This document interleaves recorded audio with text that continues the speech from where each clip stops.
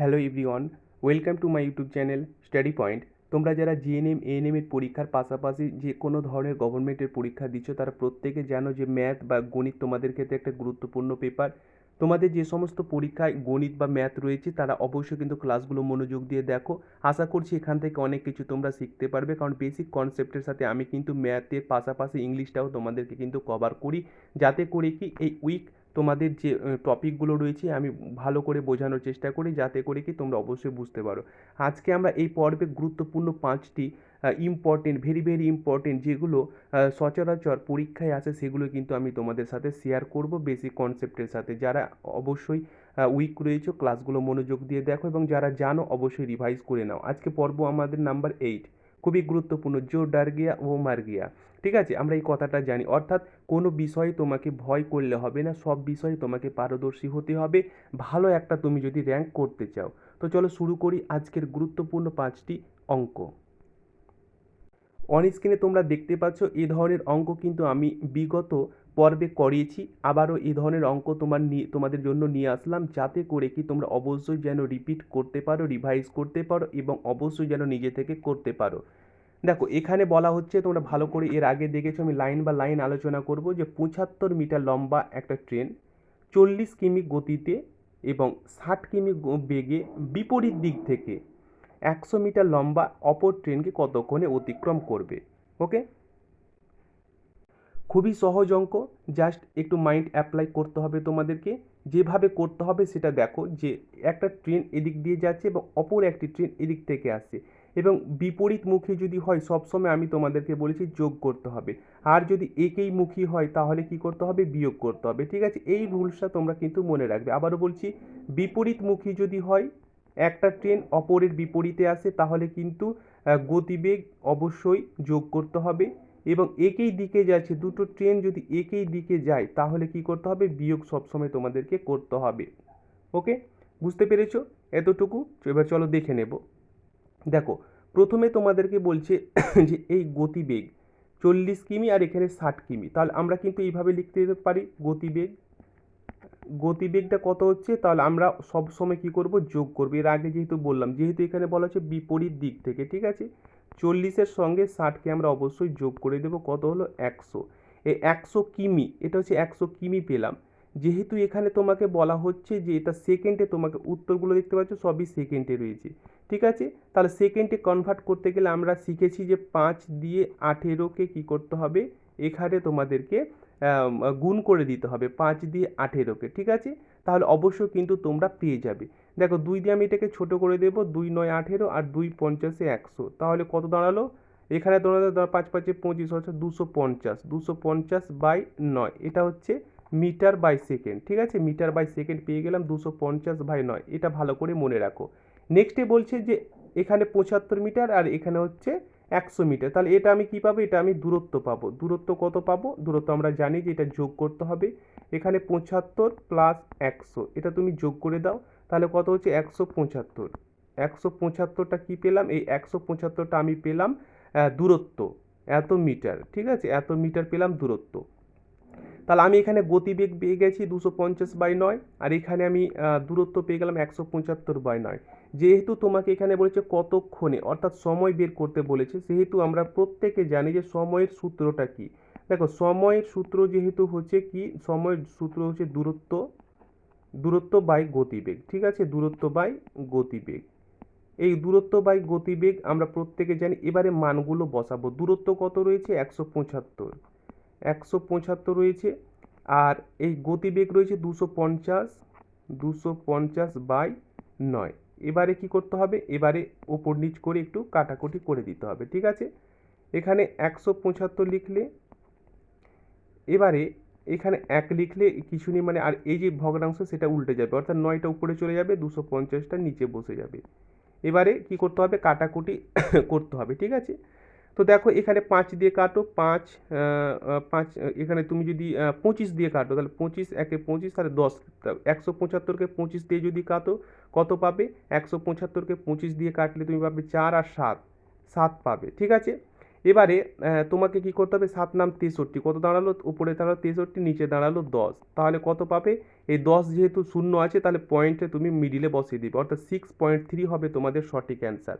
ঠিক আছে, 6.3, এই যে 6.3 পাচ্ছ, এটা হচ্ছে সঠিক অ্যান্সার। সেই অনুযায়ী দেখো অপশন কোনটা ঠিক হবে, দেখো অপশন কিন্তু এখানে অপশন ডি, 6.3 সেকেন্ড তোমাদের সঠিক উত্তর।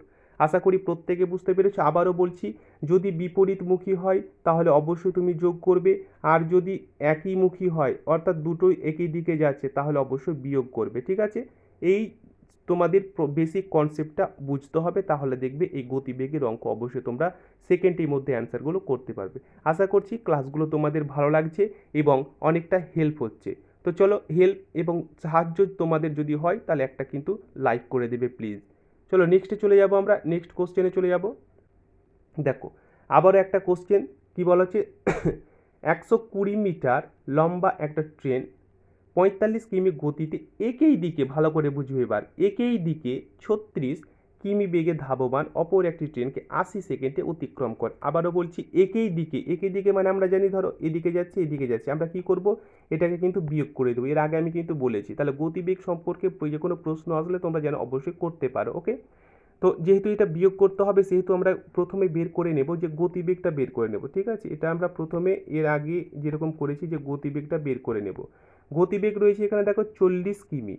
ঠিক আছে, এখানে কি রয়েছে 40 কিমি, এটা কি করতে হবে, আমাকে বিয়োগ করতে হবে, কারণ একই দিকে ট্রেন যাচ্ছে। আর 36 কিমি বিয়োগ 36, তাহলে কত দাঁড়াচ্ছে, এখান থেকে 9 দাঁড়াবে, 9 কিমি।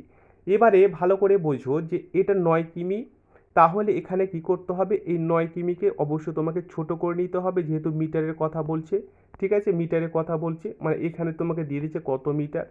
ঠিক আছে, তাহলে অবশ্যই তোমাকে এটা ছোট করতে গেলে এটা 8, 5 বা 18 দিয়ে গুণ করতে হয়। আমরা প্রত্যেকে জানি 9 দুগুণে 18 সমান কত হচ্ছে 5/2। 5/2 আমি মিটার পেয়ে গেলাম। ঠিক আছে, একটা পেয়ে গেছি গতিবেগ। এবারে দূরত্ব আমাকে বের করতে হবে। দেখো দূরত্ব সমান আমরা জানি সবসময় বিয়োগ করতে হবে, এখানে 120 রয়েছে। ঠিক আছে, এখানে 120 রয়েছে, তাহলে তোমাকে কি করতে হবে তুমি গতিবেগটা পেয়ে গেছো, গতিবেগ পেয়ে গেছো, তাহলে দূরত্ব বের করতে গেলে তোমাকে কি করতে হবে, এই গতিবেগে, এই গতিবেগ যেটা রয়েছে 5/2। ঠিক আছে, কারণ এখানে দেখো দূরত্ব কিন্তু একটাই রয়েছে, 120 মিটার লম্বা। ঠিক আছে, এখানে একটাই দূরত্ব রয়েছে, সেই অনুযায়ী তোমাকে কি করতে হবে, সেই অনুযায়ী তোমাকে কিন্তু এই দূরত্ব যেটা রয়েছে সেটাকে 120 মিটারটা লম্বা একটা ট্রেনের কথা বলা হচ্ছে, অর্থাৎ একটা দূরত্ব রয়েছে। কিন্তু ভালো করে দেখো যেখানে বলা হচ্ছে যে এত কিমি অপর একটি ট্রেনকে কত সেকেন্ডে অতিক্রম করে, এখানে কিন্তু 80 সেকেন্ডে অতিক্রম করে একটা ট্রেন অপর ট্রেনকে। কারণ এখানে দেখো আমি কি পেয়েছি, এখানে কিন্তু আমি পেয়ে গেছি গতিবেগ। ঠিক আছে, এখানে আমি গতিবেগ পেয়ে গেছি।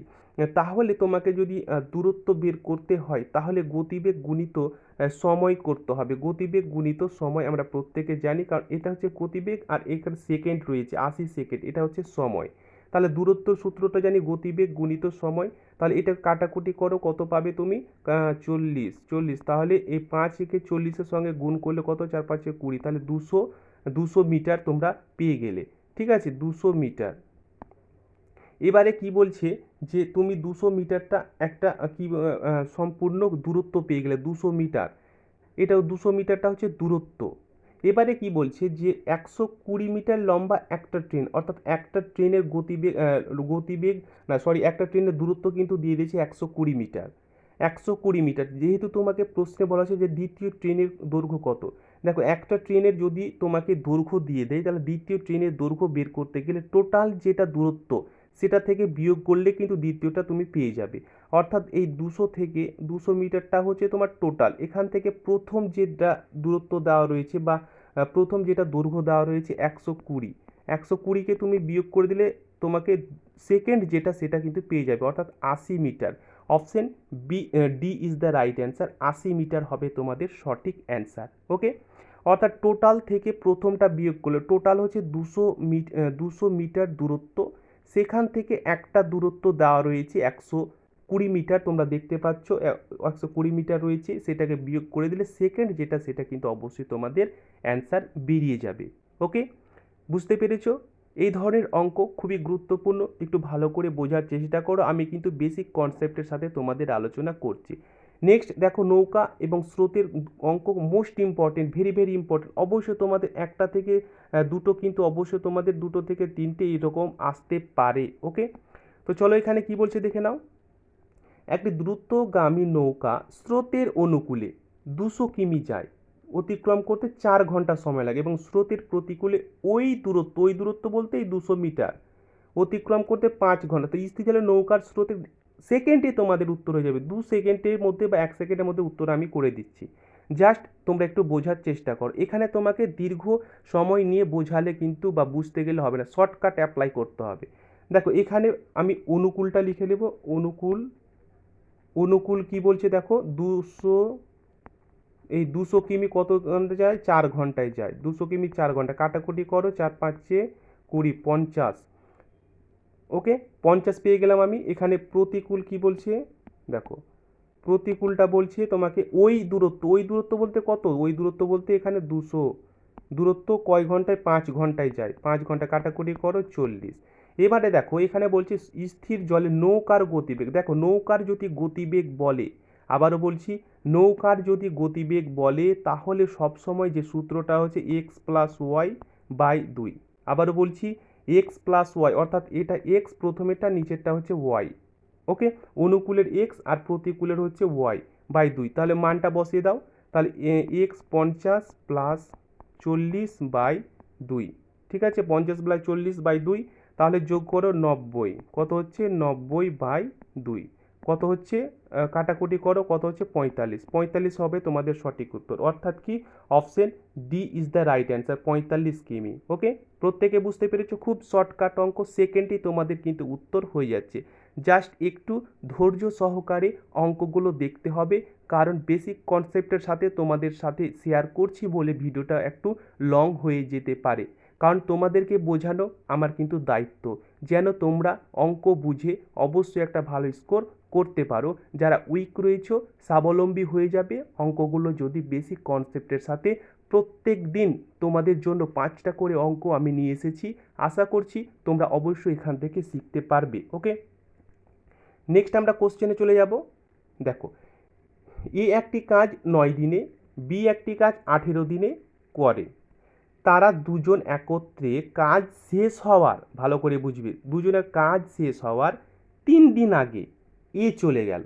সাপোজ ধরো যে এ এবং বি একসাথে দুজন কিন্তু কাজ করছে, কিন্তু কাজ শেষ হয়নি, তার আগে বি করলো, এ কি হলো, এ কিন্তু চলে গেল, এ কি হলো, এ বাড়ি চলে গেল।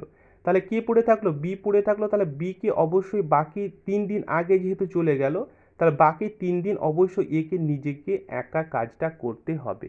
আশা করি কনসেপ্টটা তোমরা বুঝতে পারলে। আবারও বলছি, এ অ্যান্ড বি দুজন কিন্তু একসাথে কাজ করছে। হঠাৎ কি হলো, কোনো কারণবশত এ কিন্তু এখান থেকে চলে গেল, এ চলে গেল, এ মানে চলে গেল, মানে এ চলে গেল, মানে এ কেটে গেল, এ আর নেই। তাহলে 3 দিন আগে যেহেতু চলে গেল, এ 3 দিন আগে চলে গেল, তাহলে 3 দিন আগেই যদি চলে যায়, তাহলে বাকি কাজ বিকে, অর্থাৎ 3 দিন যে কাজটা পড়ে থেকে গেল সেটা বি কিন্তু একাই করবে। বেসিক কনসেপ্ট ক্লিয়ার হলো। এবারে চলো অঙ্কতে আসা যাক। তাহলে বি একা কাজটি কত দিনে করে থাকবে, বি কিন্তু একা কাজটি কত দিনে করবে, 3 দিন যেহেতু আগে চলে গেল, তাহলে 3 বা এখানে দেখো 18 দিন, বি এর মান হচ্ছে 18 দিন, তাহলে 1/6, 3 6 18, 1/6 দিন, ঠিক আছে। এবারে দেখো বাকি কত থাকলো, বাকি থাকলো 1/6, এই বিটাকে মাইনাস করলে পেয়ে যাব, তাহলে 1 - 1/6 সমান হচ্ছে 5/6। এই 5/6টা কি হলো, বাকি। ওকে, এবারে 5/6 যেহেতু বাকি হলো, এটা কে করে, এটা 5/6টা করে এ প্লাস বি, দুজনে কিন্তু করে, আর এই 1/6টা করে বি। ওকে, 1/6 করে বি একা, আর এ এবং বি একা কি করে, 5/6 অংশ কিন্তু করে। এবারে তোমাদেরকে যেটা করতে হবে যে এ বি কত দিনে করে, দেখো এ প্লাস বি কত দিনে করে, এ প্লাস বি কিন্তু করে 1/6 গুণিত, এটা কিন্তু উল্টে যাবে, অর্থাৎ 6/5 হয়ে যাবে, ঠিক আছে, ভগ্নাংশটা তোমাকে ভাগ করলে কিন্তু উল্টে যাবে, 6 6 কেটে গেল, সমান হচ্ছে 5, অর্থাৎ 5 দিন, 1/5 মানে হচ্ছে 5 দিন। তাহলে 5 দিন কি হলো, 5 দিন হচ্ছে এ বি। এখানে যেহেতু বলছে যে কাজটি শেষ করতে মোট কত দিন সময় লাগবে, অর্থাৎ এ বি প্লাস বি এই টোটাল করলে কিন্তু তোমার উত্তর বেরিয়ে যাবে। তাহলে 3 দিন আগেই শেষ হয়ে যাবে বলেছে, তাহলে এই 5 আমি 5 পেলাম এখানে, 5 দিন প্লাস 3 দিন, 3 দিন আগেই শেষ হবে, টোটাল হচ্ছে 8 দিন। তাহলে মোট হচ্ছে 8 দিন সময় লাগবে। সেই অনুযায়ী option B is the right answer, 8 দিন। ওকে, বুঝতে পেরেছো? এইভাবে তোমাদের অঙ্কগুলো ভালো করে বুঝতে হবে এবং করতে হবে, দেখবে অনেক কিছু তোমরা কিন্তু শিখতে পারবে, ভালো একটা স্কোর করতে পারবে। ওকে, পরবর্তী প্রশ্নে চলে যাব। আশা করি প্রত্যেকে পারবে। 50 জন লোক প্রত্যেক দিন 6 ঘন্টা করে কাজ করে, একটি কাজ 12 দিনে সম্পূর্ণ করে। তাহলে ত্রৈরাশিক অনুযায়ী অঙ্কগুলো করার চেষ্টা করব। প্রথমে কিন্তু আমি তোমাদের লিখে নিই, ভিডিওটা পজ করি। আমি কিন্তু লিখে নিলাম লোক। লোক বলতে এখানে কতজন লোক দেখো, এখানে কিন্তু 50 জন লোক বলছে, এখানে 6 ঘন্টা কাজ করছে, 6 ঘন্টা কাজ করছে, একটি কাজ 12 দিনে কমপ্লিট করছে। ঠিক আছে, নেক্সট লাইনে চলে যাব। ওই কাজের দ্বিগুণ কাজ, দ্বিগুণ মানে একদিনে করছিল, দ্বিগুণ কাজ 2 দিনে। 60 জন লোক, তাহলে 50-এর এখানে অবশ্যই 60 জন লোক হয়ে গেল। দৈনিক কত ঘন্টা কাজ করে, এখানে অবশ্যই জিজ্ঞাসা চিহ্ন দিতে হবে, কারণ আমাকে কোশ্চেন করেছে এখানে। 8 দিনে কাজটা কমপ্লিট করবে, 8 দিনে কমপ্লিট করবে। খুব সহজ অঙ্ক দেখো, যেহেতু জিজ্ঞাসা চিহ্ন এখানে আছে মানে এখানে আমাকে 6টা লিখতে হবে, গুণিত লোক সংখ্যা কি হচ্ছে, 50 ছিল 60 হয়ে গেছে, মানে লোক সংখ্যাটা বেড়ে গেছে। লোক যদি বেড়ে যায় তাহলে সময় কি হবে, লোক একটা শ্রমিকে লোক বেড়ে গেল, তাহলে সময় অবশ্যই কম লাগবে। তাহলে 50/60 কিন্তু লিখে দেব। ঠিক আছে, নেক্সট আমি চলে যাব। কাজের পরিমাণ বেড়ে গেল, আগে একটা কাজ ছিল এখন দুটো কাজ হয়ে গেছে, তাহলে সময় কি হবে, দেখো কাজ যদি বেড়ে যায় তাহলে এই যে তোমার সময়ের যে পরিমাণটা রয়েছে সেটা কি হবে, অবশ্যই তোমাকে ভাবতে হবে। তাহলে কাজ যদি বেড়ে যায় তাহলে সময়ও কি হবে, সময়ও কিন্তু তোমার বেড়ে যাবে। কাজ বাড়লে তো সময় অবশ্যই বাড়বে। এখানে 12 দিন ছিল 8 দিন হয়ে গেছে, অর্থাৎ দিন কমে গেছে। দিন যদি কমে যায় তাহলে এই সময় কি হবে, সময় কি অবশ্যই কিন্তু বেড়ে যাবে, তাহলে অবশ্যই 12/8 হয়ে যাবে। এবারে কাটাকুটি করতে হবে। দেখো খুব সহজ অঙ্ক। এখানে প্রথমে তুমি যেটা করবে সেটা দেখো, এখানে কি করবে, এখানে এইভাবে তুমি করতে পারো যে এই 0 0 কেটে দেব। ওকে, এই 6 আর এই 6 কেটে গেল, এই 2 দিয়ে 8কে কাটলে আমি 4 পাবো, 4 দিয়ে 12কে কাটলে আমি 3 পাবো। ঠিক আছে, তাহলে এখানে আমি 3 পেলাম, বেঁচে থাকলো এখানে 5 বেঁচে থাকলো, তাহলে 3 আর 3 5 কত, 3 5 যদি গুণ করো তাহলে অবশ্যই তোমাকে এই 15 দাঁড়াবে, তাহলে 15টা হয়ে যাবে তোমাদের সঠিক উত্তর। সেই অনুযায়ী option A is the right answer. বুঝতে পেরেছো? এই ত্রৈরাশিক অঙ্কগুলো অবশ্যই তোমাদের পরীক্ষায় আসবে। আশা করছি তোমরা অবশ্যই বুঝতে পারছো এবং ভালো লাগছে। ওকে, ক্লাসগুলো ভালো লাগলে অবশ্যই একটা লাইক করবে। টেলিগ্রামে লিঙ্ক রয়েছে, অবশ্যই সেখানে জয়েন্ট হয়ে যাবে। টেলিগ্রামের লিঙ্ক রয়েছে, সেখানে অনেক ধরনের কুইজ তোমাদের করানো হয়। এবং অবশ্যই আবারও বলছি, ক্লাস প্রত্যেক দিন তোমরা যদি পেতে চাও প্লিজ একটা লাইক করবে এবং যারা নতুন রয়েছে অবশ্যই চ্যানেলে সাবস্ক্রাইব করে পাশের বেলটি অন করে রাখবে। থ্যাংক ইউ, প্রত্যেকে ভালো থেকো, টেক কেয়ার।